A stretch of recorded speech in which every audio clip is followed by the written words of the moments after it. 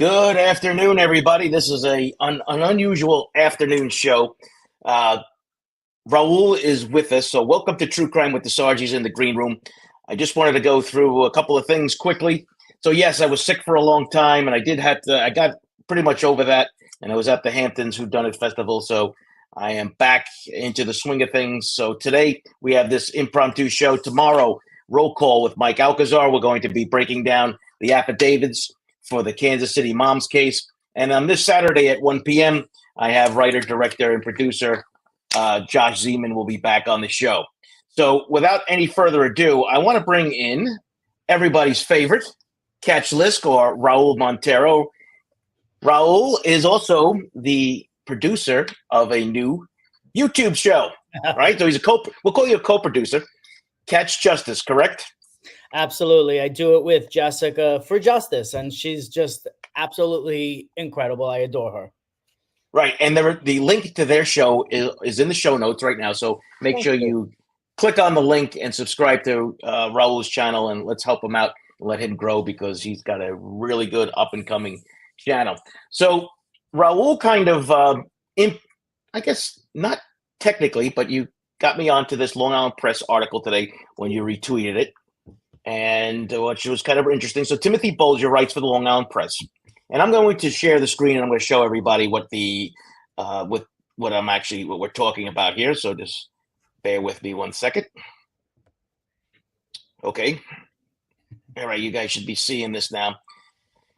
And Timothy Bolger, I liked him. I've known Tim for a long time, and he's very detail oriented, and he had a lot of facts in this case, in his story today about Andre Sugar Bear Isaac. Now, the reason why this caught my attention is because we are now circling back again on probably the fourth or fifth time that his name has popped up in regard to the LISK investigation.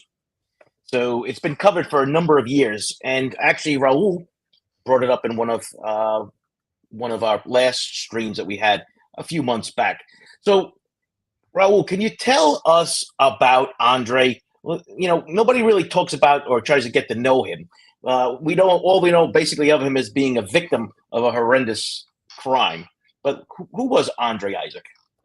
So Andre Sugar Bear, he was a well-known drag artist. He would perform female impersonations and dancing along the circuit, anywhere from New York City all the way down to DC. You look at some of his pictures that are out there, and there's only a few. He's a charming person, and tall, 6'2", big, big tall person. But he's a big guy. Yeah, he's a big guy.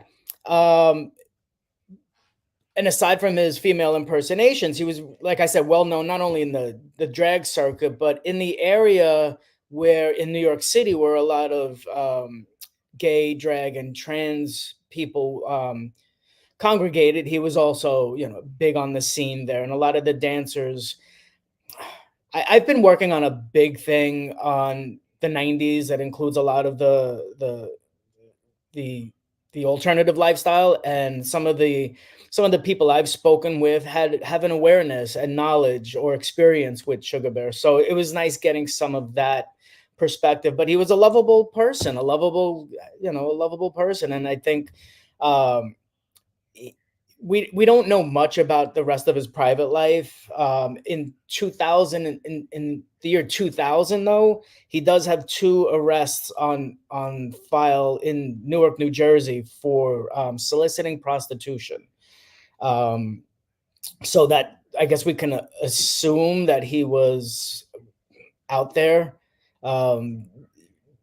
as a sex worker. I don't know enough to say survival worker, but I would assume that it would fall under my own parameters for survival worker. And I don't know what how that worked for him. We don't have those those details, but yeah, I mean, aside from just being loved and adored, his mom is and still is ridiculously devastated by not only the loss of him, but the brutal way that he died.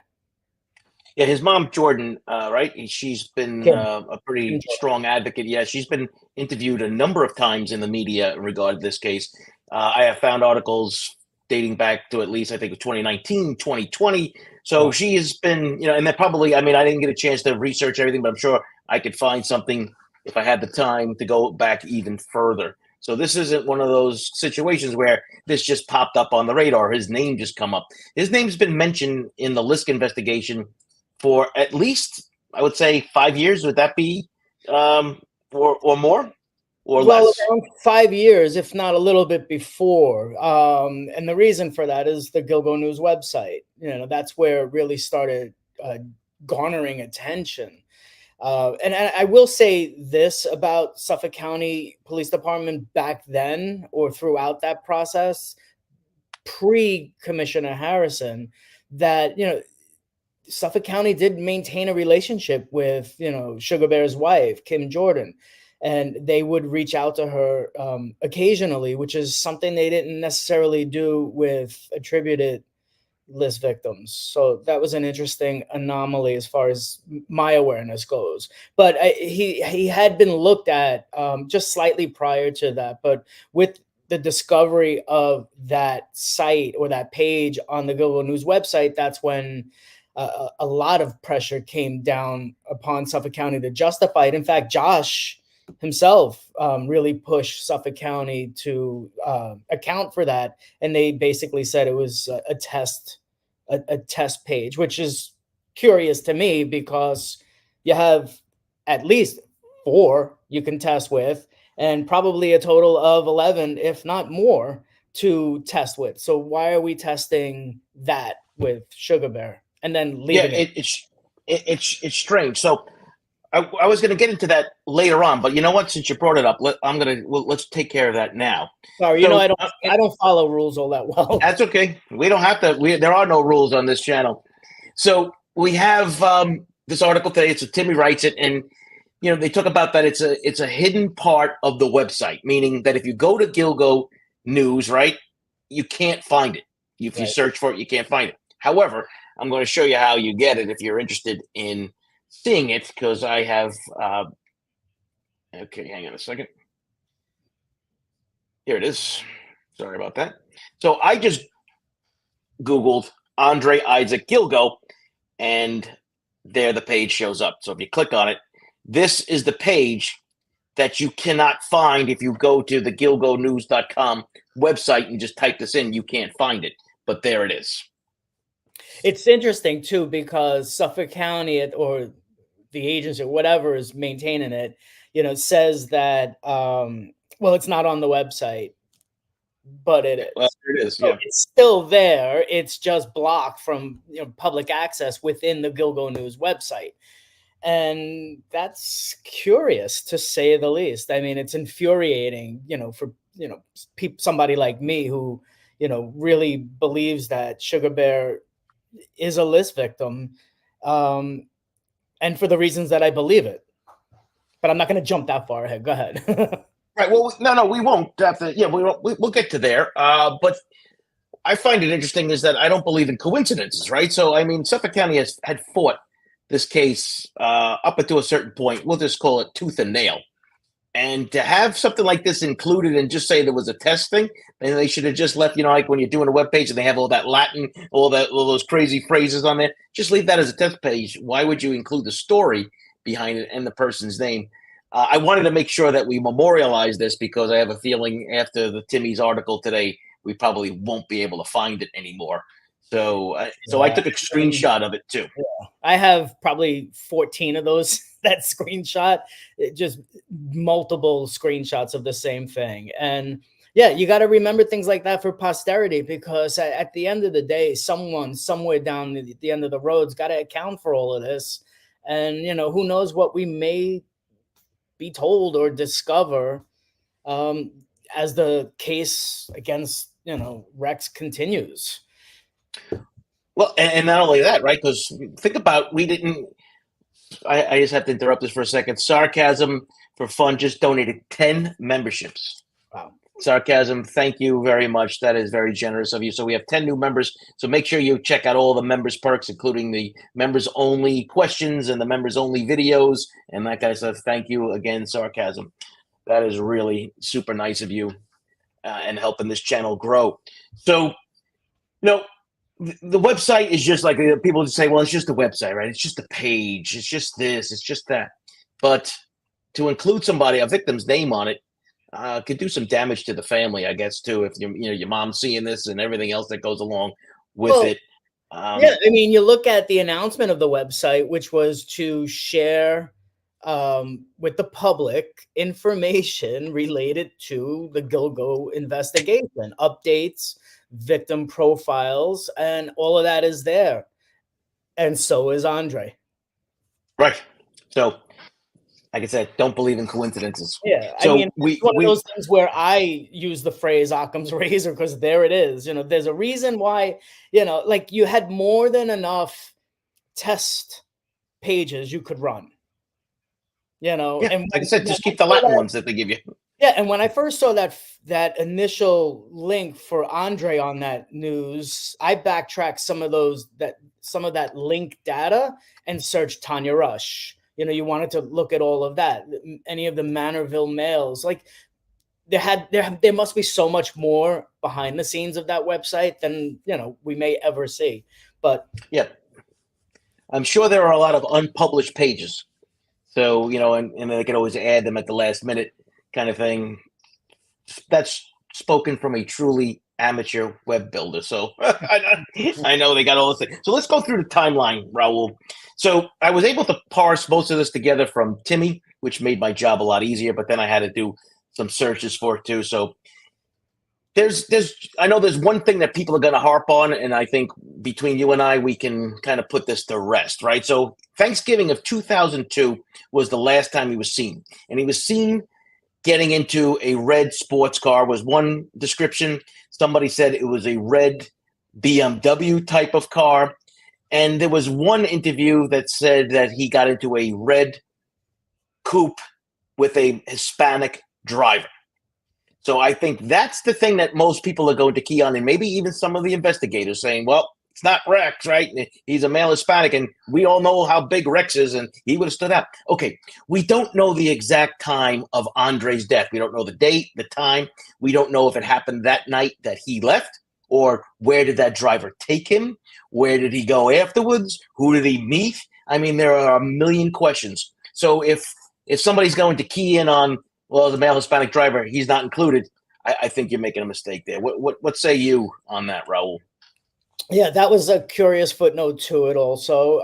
It was also said that he had been seeing a special friend, but we don't know who that was. A name was never mentioned. If Sugar Bear shared that with anybody, those persons haven't shared that with the public. It's possible, Suffolk County knows who that is, but we don't. It was also said that he left that day without his coat, his winter coat, or pocketbook. So was it something that he was just going to go for a drive real quick and come back? I mean, we hear that all too often, with missing person cases. They leave everything that they need with them regularly behind. So they were expecting to go back is the point. Yeah, we don't know who that Hispanic driver is. There's been and I usually phrase it in quotes as a red BMW type sports car with nice rims, because that's also part of some of the statements that were made. And yeah, don't know what happened. Right. So we're going to get further down the timeline. I saw Crafty had asked a question, did they find a body? Yes, they did. Just be patient, and we're going to get to all that in the timeline, because we want to dissect some of these things. So like things pop up in the stories like this red coupe with a male Hispanic, we need to discuss it and massage it and see what we can discern from it. And if you're just joining us now, we're up to over 80 people in the room. Thank you very much. Please remember to like and subscribe to the channel. I'm speaking with Catch LISK. Raul Montero, also he is the producer of his new show, Catch Justice on YouTube, and there's a link in the bio there in the show notes for him. So that was Thanksgiving. The month later, just about December 17th, 2002, a torso was found in the Far Rockaways in Queens. And it was, here's the thing. This is going to sound bad, but this is coming strictly from the investigator's point of view. It was found in a plastic bag, which is what I like. Now, the reason why I like that from the investigator's standpoint is because you have a chance of capturing evidence when the body is contained, whether it's in a bag, in a box, in a Rubbermaid container like we saw with Peaches, right? That's the reason why I say that's the reason why I like that. So, and he was found with a skirt and a bodysuit. So let's talk about that. So they didn't know right away if that was important, right? So they had given this clothing description. Forrest Nelson just donated $10. Thank you very much, Forrest. And I really appreciate that. Thank you very much. So let's take this now. So they find a torso in Far Rockaway. Now I have a map that we're going to show everybody. But as you're talking, Raul, I'm going to share the screen. So what's your take so far on that? Yeah, right now that place where you're going on the map is a whole new community that's there. And I ride through there on my bike often, regularly, in fact. And I always tend to stop there just to pay homage to his memory. But yeah, the torso was found in the plastic bag, which is, yeah, like you said, an incubator for evidence.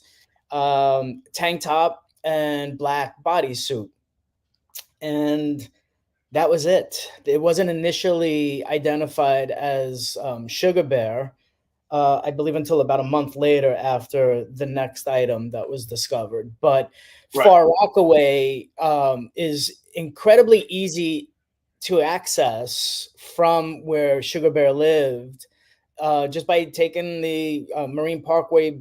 I'm old school, so it's the Marine Parkway Bridge, right from Brooklyn, Flatbush Avenue, right there. Like it's literally right there. And from there, you can actually get all the way to Long Beach, and then it's a hop, skip, Exactly. and to Ocean Parkway. So for those that are not familiar with New York City and Long Island, so if you look at this map here, I am pointing at, this is East New York. This is Brooklyn, where he was last seen. His torso was recovered down here in Queens in East Rockaway. So that's where we are at the moment. Far and Rockaway. We're going to Far Rockaway. So, he's at Far Rockaway. Okay, not East Rockaway. Okay, that's my mistake. Sorry. And you know what? I can fix that. So let's put in Far Rockaway. Yeah, it's technically Auvergne, but it's the same thing. Gotcha. Well, we want to. There you go. Yeah. So here is the East New York. There's the roundabout to Far Rockaway, and then the next part of the story here is in January.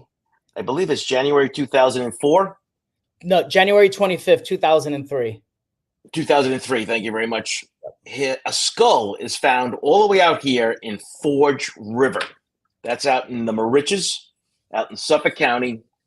And a couple of kids are ice skating on a frozen part of the river, and they find this. And the rest of his remains were found a little bit later in a house under construction, I believe, in Moriches too. Is that correct? Yeah, the skull was found in the pond with a single gunshot wound to the temple, and I believe it was determined that the gun was a Glock. So that's the thing I wanted to bring up to you, and we're gonna circle back to that in a minute. So let's talk about the unfortunate recovery of Andre too here. So this crime scene is like, wow, right? We go from possible anywhere from East New York to Far Rockaway, from Far Rockaway all the way out to the Moriches. And I know people say, well, what about Gilgo in this? Where's Gilgo? Gilgo is down here, this little area. I hope you can you guys see the cursor when I'm circling? So this is Jones Beach, is right about here. And Gilgo is right about here. Okay, because this right here is the Robert Moses Causeway. And if you notice, there's Massapequa on the park, right? So he is Massapequa Park, which is the next town over. That's where Rex lives. I know maybe somebody might have that question about where he lives in relation to this. This is pretty spread out, Raul. Yeah, it's a 60-mile distance between where Sugar Bear's torso is found to where their skull is found, and then the bag that was discovered with arms and legs was about 2 miles away, back east. Landscapers found it while excavating a new home that was just being built. So it's a journey of traveling, and it was certainly an interesting element as to why the Moriches, if it is a LISK victim, if Sugar Bear is a LISK victim, why not dispose along Ocean Parkway? It was not discovered yet. It was 2002, so between that you had the partial remains disposed of Valerie Mack in 2000, and then Jessica Taylor in 2003. Sugar Bear's right in the middle of that. So, and also dismembered victims, and these are all around the same time frame. And that's the other thing that I'm going to talk about, Wednesday on the show with Jessica. But there's a lot of dismemberments happening, certainly before that. But regarding Sugar Bear, I think what was so telling was the gunshot wound, in the temple, and if it's the left side, so left side of the temple couldn't indicate that he was a passenger in a car, and that's the fastest way to take out someone that's 6'2". I mean, it's speculative on my part, and that could make a bit of a forensics mess for you too. Yeah. In that regard. So, I mean, listen, anything's possible, kind of thing. What we're dealing with, we don't know just yet, and we're just discussing this as this goes on, because this thing, like I said, just popped up on the radar today again, which is kind of interesting, right? So how you see how these things kind of keep on circling back. I just put up on the banner the Suffolk County Crime Stoppers number 1-800-220-TIPS. The Suffolk County Police Department has asked if anybody has any information on the murder of Andre Isaac to call that tip line. The Crime Stoppers 1-800-888-0220-TIPS. So if you have any information in regards to this case, please use that anonymous tip line, and you may be eligible for a reward. And it's safe to do. It's safe to call that tip line. It's genuinely safe to do. And honestly, it's the responsible thing to do, because the information someone may have gets vetted right away without any intermediary in between. It goes right to the people that have the power to investigate. Sarcasm. It's living up to her moniker, or his moniker. Look at Joe using banners. So yes, I'm getting there, guys. I'm getting there. We're doing some fancy stuff here. A little slow, but I'm getting there. So, April 2004, the rest of his remains were found in a home in Moriches. So let's talk about this gunshot. Now, this is an interesting thing. So I found this article. I'm going to stop with this one, and I'm going to share another screen with everybody, because this was, I know it's my favorite, and I think it's your favorite reporter too, Mary Murphy, from formerly of Channel 11. Here's the interesting thing right here, and I'm going to highlight it for everybody. A senior law enforcement source told Pix 11 News that Isaac, 25, was fatally shot in the temple with a Glock, before noting that Heuremann had an arsenal of 283 weapons with a Glock included in the stockpile. Now, when I reread that today, it just struck me, because my first question was, how did he know, or she know, whoever this law enforcement source was, it was a Glock? There's only one way you know of the Glock, is if the ballistics match something that they have on file already. That's the only way to know it's a Glock. Other than that, you're pulling a rabbit out of a hat. So when I saw that today, I went, whoa, how does this individual know it was a Glock unless they have matching ballistics, which is kind of interesting. Now, those ballistics are run into the IBA system from the ATF. And of course, there are certain guns that are already accounted for, that they have their ballistics already on file, and others that they have what they call, there's a section called brass catchers, which is from crime scenes where they don't know where the gun is or who has the gun. So that's something to really take here. Now, when you had brought it up a little bit earlier, and I was actually fooling myself when I said, all right, I'm going to get Raul's reaction on this. Needless to say, Raul beat me to the punch for it anyway. But this is important. This is important because if you recall, John Ray had said that the Asian male had been shot in the head. Also, if you remember, that was an allegation that John Ray, the attorney, I know, but he did say that. He said it. So, meaning it's a whole different MO than what we've seen possibly with these other girls, right? Because we still don't know the cause of death on the Gilgo 4. Right? I mean, we don't assume that it's asphyxia or strangulation. Right. Yeah. But, this is actually a whole different MO, which also throws in, some other things and saying, well, totally different MO. He's not doing, this guy is huge. These young girls were small and tiny. All that has to be factored into this. But let's talk about the gun for a second. I guess, you know what? Between this individual and the Asian male, whoever killed these people, viewed them as a threat and realized that he didn't want to try to overpower somebody or get into a physical confrontation or try a blitz style attack. Well, I don't want to say presume that Asian male was shot, because there's just no evidence of that whatsoever. Asian Doe wasn't even as tall as Sugar Bear. Sugar Bear 6'2". Asian Doe, I believe, was 5'4" to 5'6", if I remember right. So it's still, everybody's taller than me, but you and me both. It's entirely possible. But I mean, even 5'6", 5'7" versus 6'5", and the girth that Rex has, I can't imagine Asian Doe being much of a threat, especially if, as the assumption is, that Asian Doe was trans or effeminate, as Rex's search indicates. I can't see Asian Doe putting up much of a viable threat. Sugar Bear, on the other hand, formidable, regardless. I mean, you saw the one image where he's not with the hat on, but the other one with the hair. That's sadly a mugshot, we believe. But he's big. Sugar Bear's big. Yep. And definitely could probably, if you get into a tussle with him, there's no guarantee that you're going to win or he has a chance to escape. So I could see where that MO would change in regards to how this guy, whoever is responsible, operated.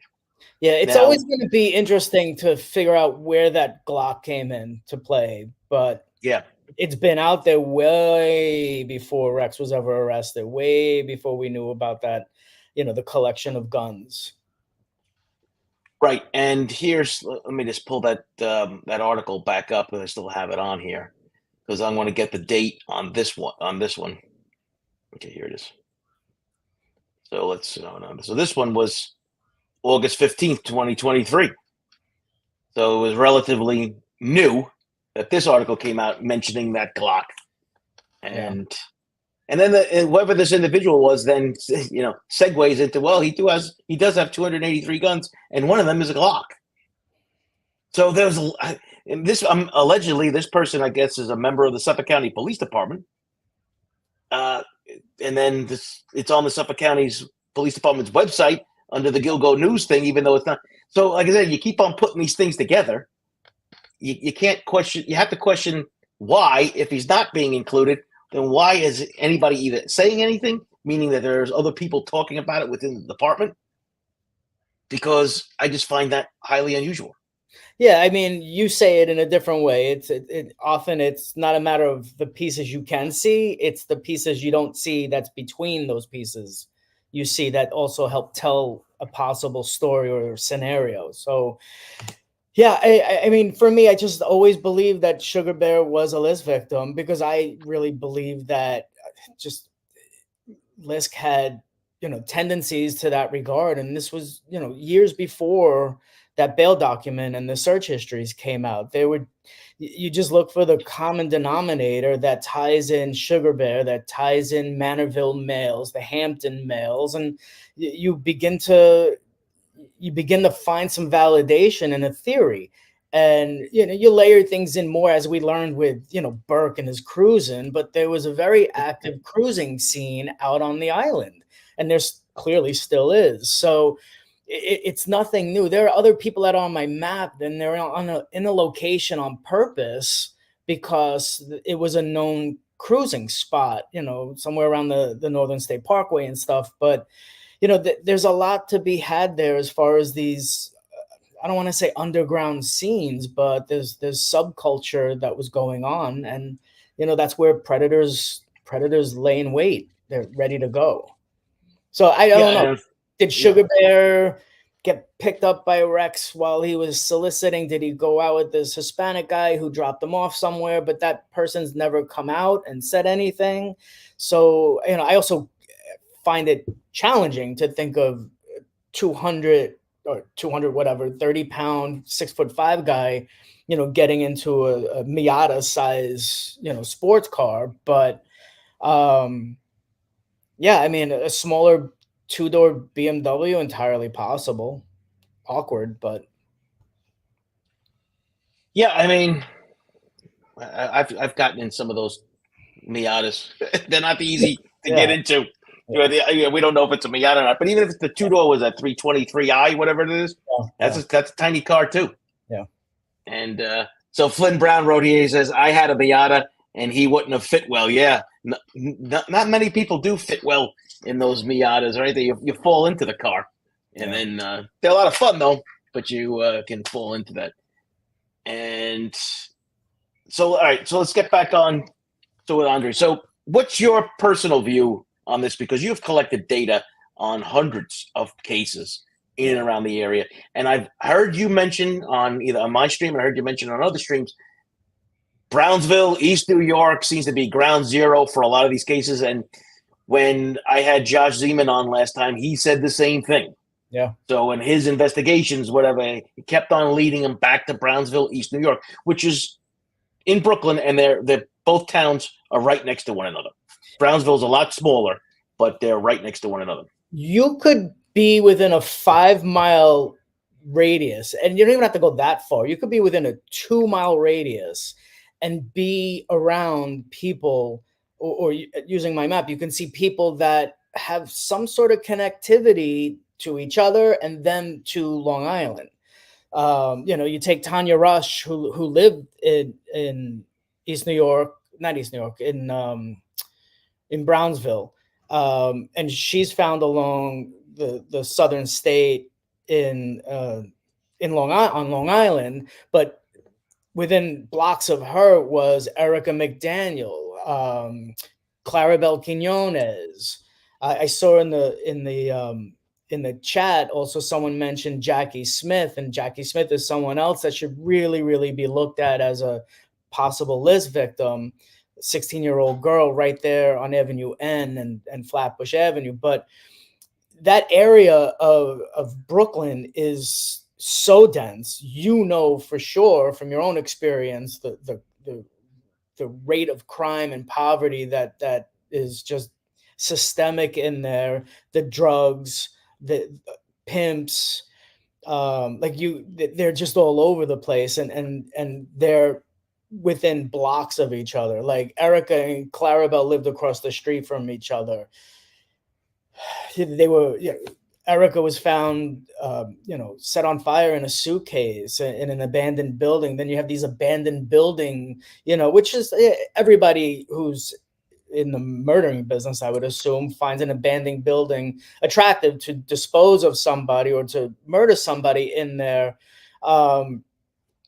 But you also look at someone who had access to condemned abandoned properties.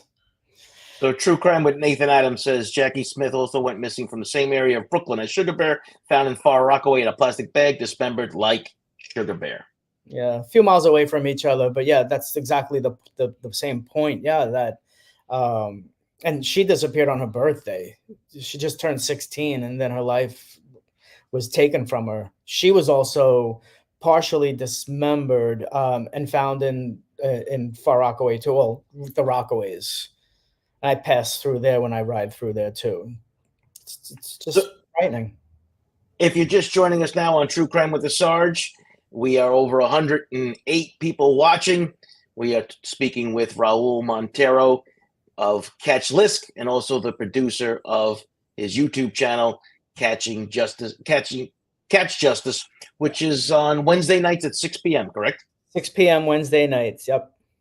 Okay, and the link to his show is in the show notes, so make sure you go over there and give him a follow. And please remember to like and share this channel also while you are helping out Raul. So we are discussing, if you're just catching up, we are discussing Andre Isaac, see if he is included based on a new article written by Timothy Bolger of the Long Island Press, which came out today about being a possible victim of LISK. And now we were just discussing some of the ground zeros, so to speak, of many of these cases: East New York, Brooklyn, Brownsville, Brooklyn, and we're starting to see now East Rockaway becoming a part of the mix in these cases, which may or may not be included with the LISK investigation.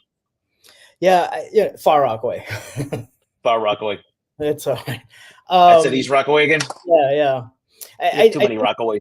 In one of my Facebook rants over the years, I went on a tear about Detective Fitzpatrick, who and it was the mindset of Suffolk County at that time too. Everything was matter of fact. No,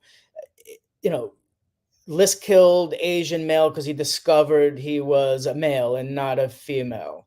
Manorville males are not connected, although they are within mile or then some of both Valerie and Jessica.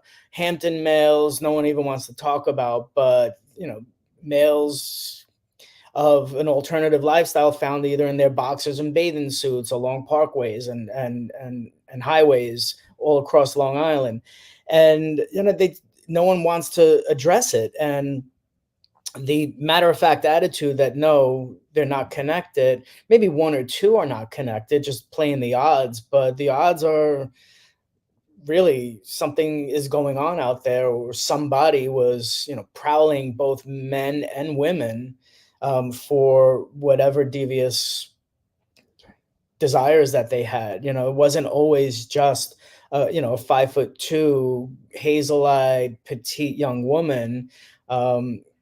We know Rex had a fetish for Asian twink, and some of the other search engines or search queries were, frightening. And could those tie into other victims? There was the one, what was it, cheerleader?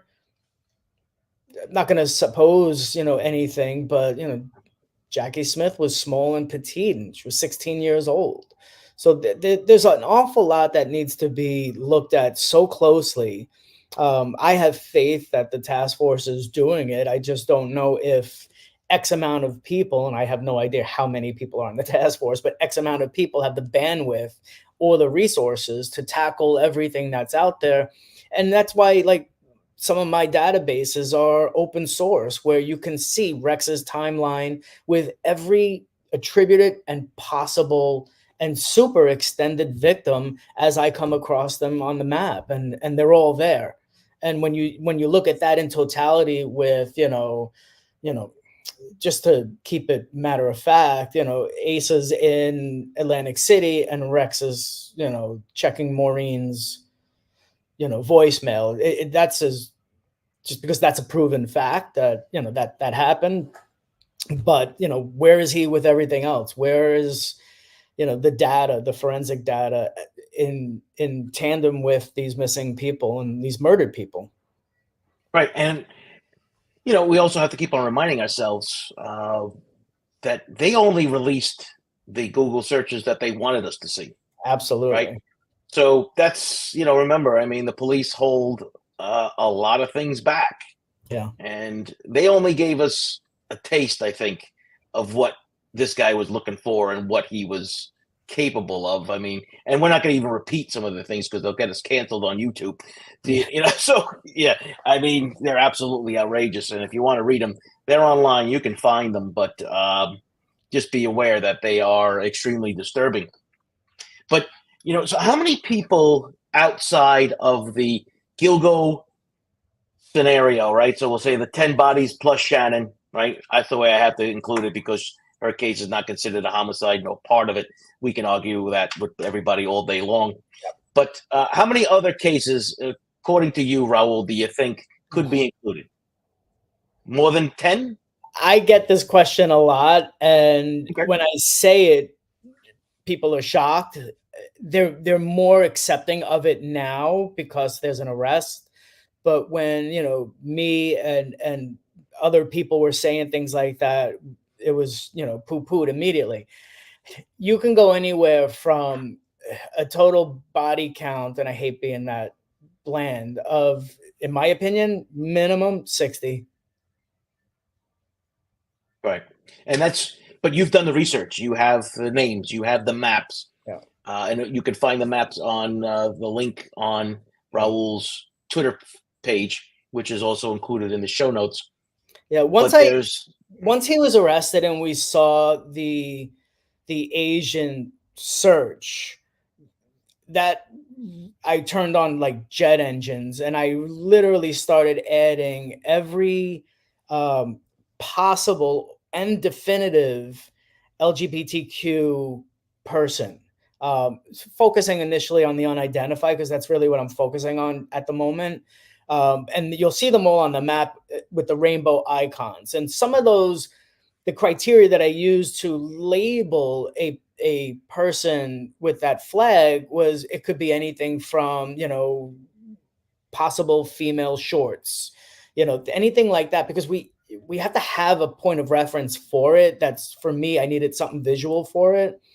And then I did partner with people that are active in the murdered trans doe world, like I am with the map. There are people who have specialties and specific areas of expertise, and I partnered with them to get more of a listing of these murdered victims, and they're on the map now. It's certainly a wide, broad spectrum to start investigating, but you start off wide and broad and you start narrowing it down. And yeah, it's like a funnel. Yeah, and it's a work in progress because, like you, I have no time to really devote to do much, although I wish I did. So the little that I do, they become like sort of passionate rabbit holes that I fall into for a weekend or a day.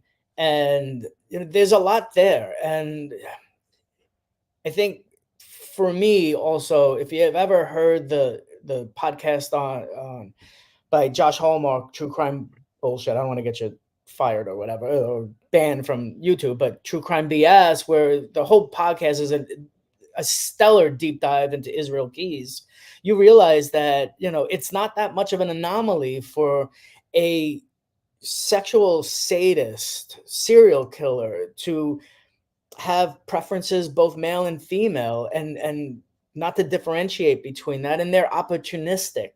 As much as they are planned out, they're also incredibly opportunistic. So I think for me, the biggest thing with serial killers is that nobody who's not a serial killer can label a set of parameters for any serial killer unless they're already in jail and they admit to what they've done.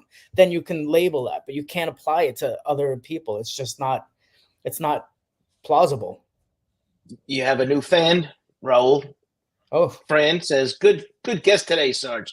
Thank you, Fran. Yes, Raul is awesome. Now, I'm going to ask you another question regarding that list of 60 that you think that could be included or should be looked at in regards to who they have or beyond who they have.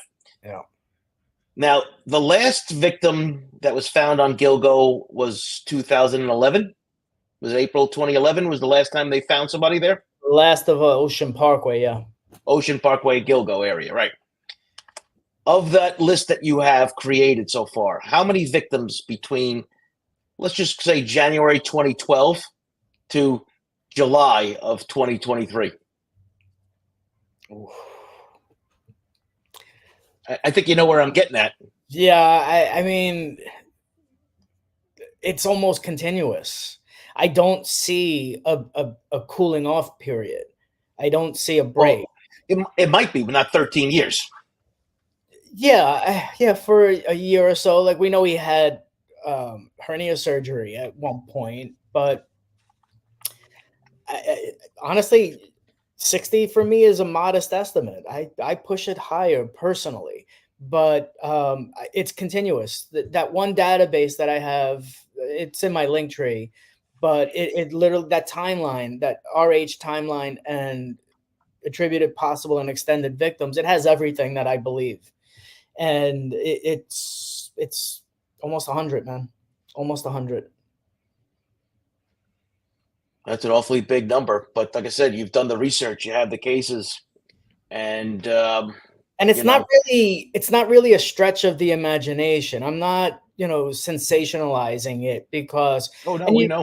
you can't always take a serial killer at their word, but Richard Cottingham says, "You've never found anybody like me. I'm one of a kind." Keyes said the same thing to some degree, and Cottingham says easily 100, easily. And it wasn't so much the boasting that Ted Bundy did. Cottingham was like, yeah, like 100, and he could take you all through it. And I think that's frightening. Sam Little, the same thing. So there is this breed within the serial killer hierarchy that capitalize on events and a corrupt environment for Rex to a large degree, stalls a case for an extra decade, and it's Yeah, overwhelming. the list goes on and on. It goes on. It's never ending. Yep. I just threw up, for those that are interested, Rex does have another court appearance on April 17th, which is 2 days from now. So Wednesday at 9 a.m. Same judge that he's always in front of. We don't know what this is. Probably another data dump or discovery dump. Hopefully. I mean, hopefully we get to see some of it, but I'm sure it's just motions and more discovery going back and forth. Yeah, and we're also waiting to hear about, someone actually mentioned it in the chat room, but it was just way too early to talk about it. The storage facility search warrant, the search warrant from the home, that, if you recall correctly, then Police Commissioner Rodney Harrison said the search was fruitful. And also the ME showing up or being called to the scene of the storage facility, of course, has still piqued everyone's interest, including my own. Yeah, if I start thinking about that storage facility, I won't sleep at night, because okay, we won't want that to happen. We want to try to identify what could possibly be in there, but then you fall down a rabbit hole of speculation, and could it be this, could it be that, imagine if it's this. And then for me, who goes back to as early as like Carmen Vargas or Judith Ramona Velaz. We don't have Judith yet. We don't know where she is. Is there something there in that storage unit? And then you begin hoping for all of this. And I am hoping.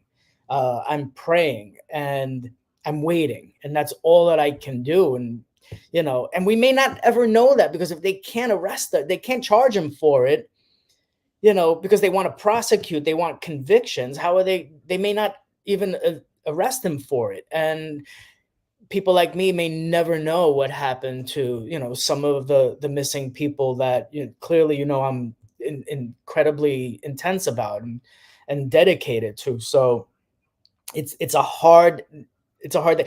I wish I wasn't as old as I was. I wish I was 10 years younger, so that I have 10 more years to continue to wait for all of this. You and me both. You and me both. But I'm hoping, like I said, I have full confidence in the task force, full confidence in the investigators. And I believe that if it's something that they can charge him with, they're going to. I'm praying that they will. Oh, yes. I do think, though, that the focus now for the district attorney, of course, is the 4 that he's got, right? He's got Rex. He's got the 4 that he's got. I think the cases are very strong, both forensically and everything else that goes along with it. And I think, it's the defense has a huge task ahead of them, moving forward on that one. I mean, we can't say guilty or innocent because that's what the trial's for. We're not here to do that. But I believe this cases are really strong about that, about those 4 cases on him. But yeah, they never put out everything in a bail document. So, no. I think the only thing, aside from all the ultimate goals of finding out everything, I wish there was a way to just have a camera in that courtroom to watch these proceedings.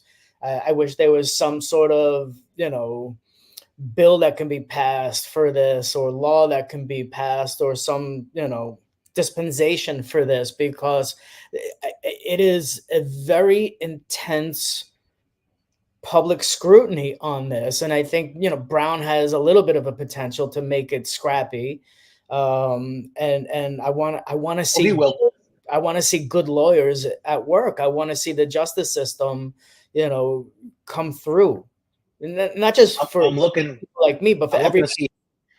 I'm looking to see Ray Tierney's in action. I'm really waiting to see that, because this is going to be. I mean, listen, I'm not thrilled about the other attorneys, but I really want to see the district attorney in there and do this, because remember, it's not going to be televised. But Flynn Brown from Finland, or Flynn Brown, Finland, says there was a medical examiner at the storage unit. That's correct, but not at the house. Correct. So that was the interesting thing, and I never asked the commissioner when I had him on my show, but I should have in hindsight, right? Why wasn't the medical examiner at the scene ahead of time so we wouldn't have to deal with all the speculation that we're hearing now? Because if you're going to do this, and you could have avoided it, because they say, well, he or she was already there, so it's not a big deal. Yeah, well, I don't think they don't go to these things unless they're needed. Unless you can invite them. Oh no, we used to do it. Absolutely, yeah. But we used to do it because when I was in cold case, we always had a medical legal investigator from the ME's office there, an anthropologist if we were doing a dig, right? Because you uncover bones that could be animal, whatever, and you want to just move on. You don't want to stop and then wait for them to show up. So no, we did it ahead of time so that nobody. So if you did a search and you had the OCME's car out there and the media shows up, because they always do, it's not suspicious, because it happens every time. And I think Suffolk County might have learned a lesson here. If they ever have to go through this again, just invite the whole caravan ahead of time so you don't have to explain later on. I mean, I knew I came into contact with several neighbors during that, while they were searching his home, like neighbors that live on the block around the corner. And the one thing I kept asking them, especially once the excavator showed up, was, let me know if you see the medical examiner, because that would be like explosive. So, but no medical examiner was ever brought to the scene. Right. There's a question: can a petition be put out on this case? What kind of petition? Sorry, I guess you can do a do a petition for just about anything, right? With online, you would need legal. You would need legal heavyweights behind it to change the law, and it wouldn't. Brown would have a fantastic case of bias if they passed a law so that there's a camera in his courtroom.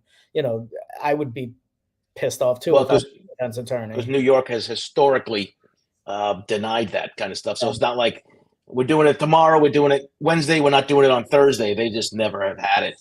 Yeah. And I was just at Rex's house for the first time the other day on the weekend on my way out to the Hamptons. I had stopped by. Actually, I had picked up another speaker on the way there, and I wanted to treat him to see it. And I was like, I was never there either.